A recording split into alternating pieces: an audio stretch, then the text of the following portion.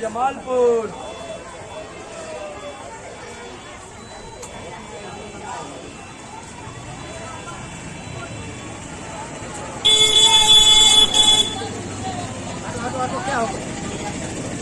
क्या हुआ पानी गिरा की कुछ भी नहीं दिख रहा है सामने, एकदम कुहासा पानी बस। ये बैकग्राउंड में भी देना जरूर, क्योंकि पता नहीं चलेगा लोगों की वीडियो में क्या चल रहा है।